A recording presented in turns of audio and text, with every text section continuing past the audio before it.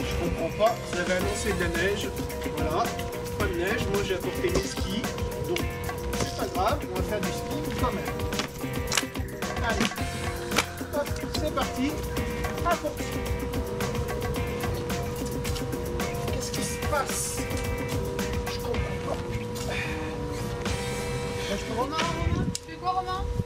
je fais du ski, ça se voit quand même, non? Mais t'as pas d'énergie?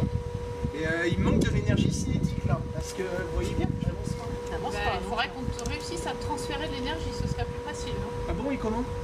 Mais on va voir. D'accord. Alors ici, dans les 4 situations, le skieur avance, la maison est alimentée en courant électrique, l'eau bout ou la lampe est claire, nous avons des objets qui exercent des actions. Eh bien, cela signifie qu'elles ont reçu forcément quelque chose au départ. Ce quelque chose, c'est de l'énergie. Alors, nous n'allons pas nous intéresser ici, dans cette capsule, aux différentes formes d'énergie des objets, mais nous allons nous intéresser au transfert d'énergie. Comment les objets ici, qui exercent des actions, ont reçu de l'énergie par d'autres. Alors, ces transferts d'énergie peuvent se faire de 3 façons, soit par transfert mécanique, transfert électrique ou bien transfert thermique. Commençons par étudier le transfert mécanique.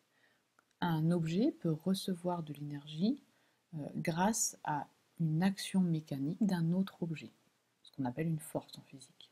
Par exemple ici, la caisse avance. Elle a donc reçu de l'énergie de l'homme.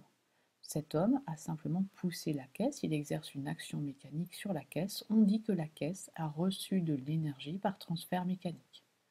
Ici aussi, la pâte ici a reçu de l'énergie, elle se déforme, par le rouleau à pâtisserie.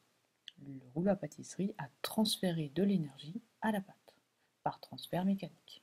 Ici aussi, nous avons un transfert mécanique d'énergie de la raquette vers la balle. Deuxième possibilité pour transférer de l'énergie, le transfert thermique. Ce transfert thermique peut se faire avec contact entre les deux objets ou sans contact.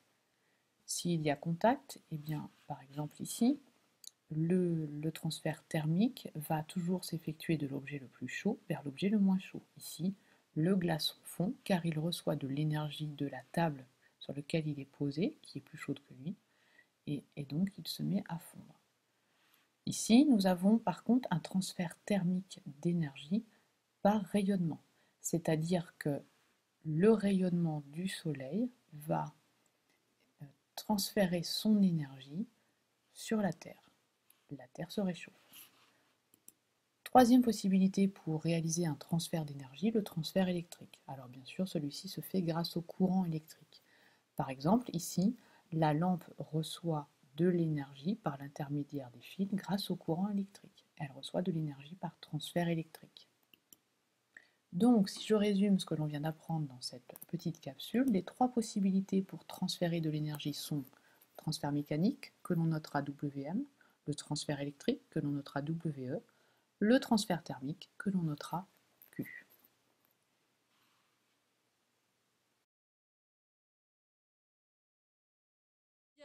On a une idée, Romain.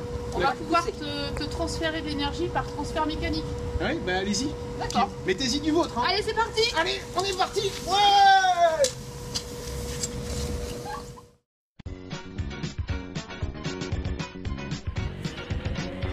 Florence, Cécile, vous êtes où? Venez me transférer de l'énergie. Là, Oui, ce qui ne va pas, c'est le plancher de balcon. d'accord, merci.